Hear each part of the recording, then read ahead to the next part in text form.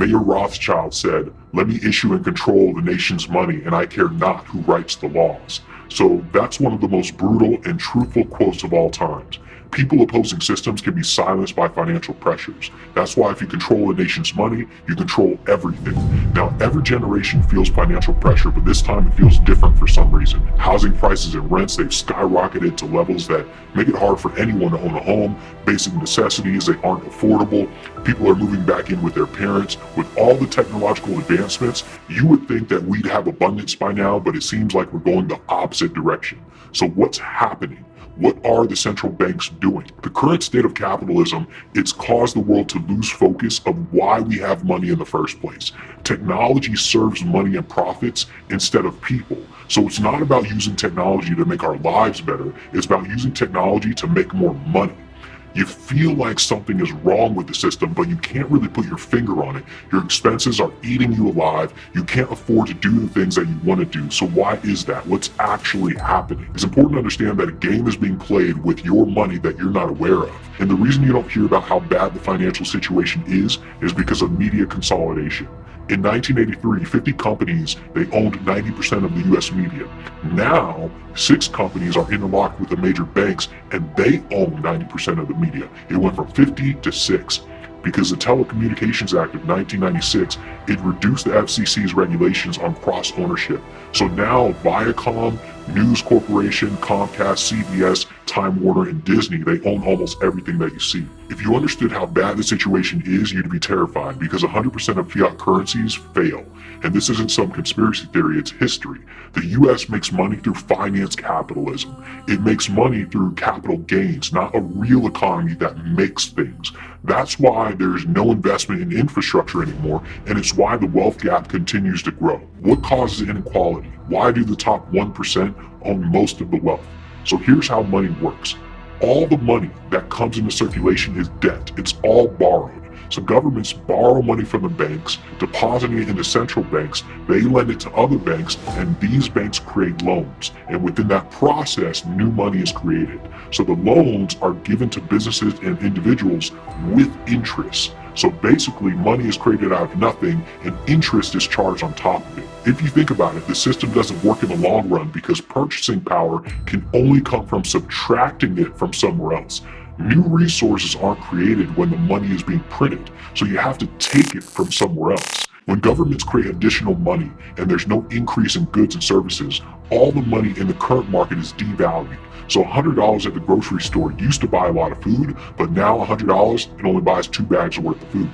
If you study history, you'll see that the wealth gap is a huge catalyst to economic collapse. There's always a complete collapse with the economic system or social revolution. And it happens slowly because all the inflation, all the taxes, everything else, it sucks out money from the economy to a point where you're either rich or you're poor. The income tax is a big contributor as to why you're poor and why the wealthy do whatever they can to avoid taxes. See, the income tax was introduced in 1913 when the Fed was also created. And since the Fed was created along with the income tax, the US dollar has lost more than 95% of its value. What a coincidence. You see, the absence of an income tax allows an economy to grow. So when you have an income tax on money that's been created out of thin air, you're siphoning off resources from the economy without creating new resources. About 40% of your income vanishes through taxes. So when they print money, they have to figure out ways to get it back, so they can take it from you in the form of taxes. The income tax was designed to pay back the interest that the government owes the Fed for lending money to them. All the money that they make from your taxes is gone before a single dime is spent on services that you expect from your government. Imagine I loan you money and you have to pay me back with interest, but you're smart. You don't want to pay back the interest yourself, so you make a rule. Every person who steps into your house, they have to empty their pockets and give you half of their money. The money that you take from them is what covers the interest that I charge you. So it's not your money that you're giving to me, it's their money. It's every person who steps into your house. So I'm good to go because you're giving me money. You're good to go because the peasants are giving you money. But what about the peasants? Who's giving them money? How are they going to survive if they keep giving their money to you to give to me? Well, who cares? As long as I'm good, as long as I'm getting money, the bank, and as long as you're good, as long as you're getting money, the government, who cares about the peasants? Let's give them a few crumbs here and there, but it's not our problem. Now think about it from the perspective of a bank. Do I want you to pay me back the full amount that I loaned to you? If I loaned you $1 million and I get 10% interest on that $1 million every year, you're giving me $100,000 every year. If you pay back the full million, I get nothing. You paid everything back. So there's no interest that you're going to give me by paying me back. You pay back the loan, so I don't get to make any money off you anymore. But if you don't pay me back, if you just keep that $1 million and you don't pay me back, if you only pay the interest every year and not the full loan, then I make $100,000 per year for the rest of my life.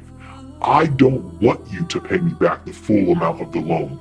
I only want you to pay the interest. In fact, here you go. I'll loan out another $1 million to you so I can get more interest off of that too. In fact, you want some more money? You want me to loan out more money to you? I'll loan out more money to you so I can get interest off of that too. I don't want you to pay back the full amount of the loan. I'd rather you keep paying me interest on the money you owe for the rest of your life. That's great for me, but what about the peasants? Every time they step into your house, they have to keep paying you. And one day you decide that you want to make them pay more to step into your house because you took out another loan. I gave you more money. You have to pay more interest, so you're going to make them pay more. That's how the system works. But you don't want the peasants to get mad at you, so you make empty promises by telling them that you're going to fight for them and you're going to make things better. So you publicly say one thing and you privately do another. You privately take out more loans. Interest is the main problem that created all the other problems. Think about it. If money is printed, then why does printing money not create economic abundance? It seems that the more money that's printed, the worse things get. So remember, money sprang into existence by creating debt. All money is borrowed. Whether it's borrowed from the Fed or the Bank of England or another central bank, the money has to be paid back with interest. So you want money. You borrow money from me and I charge you interest. As you borrow more money from me, your debt increases and the interest gets larger and larger every year. So you owe 10% on $1 million. Now you owe 10% on $2 million. Now you owe 10% on $3 million, then on $4 million and $5 million and so on. I'm the bank, so I'm loving this. You're owing me more and more interest every single time you take out a loan. But this interest, it has to be extracted from the peasants. These peasants that you're allowing into your house, that money has to be taken from them so you can pay me back. The money has to be extracted from products and services in the economy. It's the only way that you can pay back the interest. So not only are you going to charge the peasants for entering your house, now you're going to start charging them for water, to use a restroom, to grab something to eat.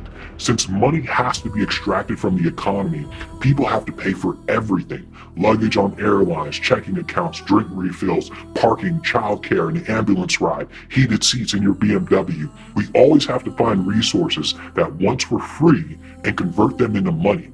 Your freedom shrinks with each new service that's being monetized. It's an endless spiral that destroys an economy. Banks create money out of thin air and they make a fortune. They used to have the fractional reserve system that said banks need 10% on hand to loan out money, but they've become so insolvent that they've gotten rid of the fractional reserve.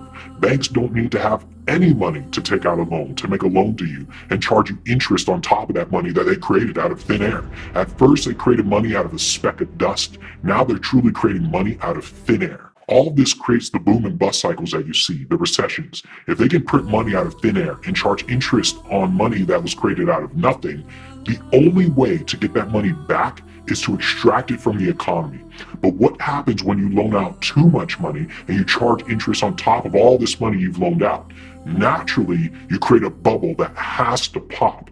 It allows you to start the cycle all over again, hence the boom and bust cycles. When you understand how money works, you can see how the housing prices are pushed up through billions of dollars of new money that the banks created in the years prior. Conglomerates like Blackstone, they make their money in the boom and bust cycles of an economy, and the way that you can make money is by following the smart money. It allows you to get wealthy because it's only a matter of time when the boom and bust cycle repeats itself. The worst thing you can do is hate the governments and the banks because it will make you a victim of your circumstances. The system will either fail or it will undergo massive changes.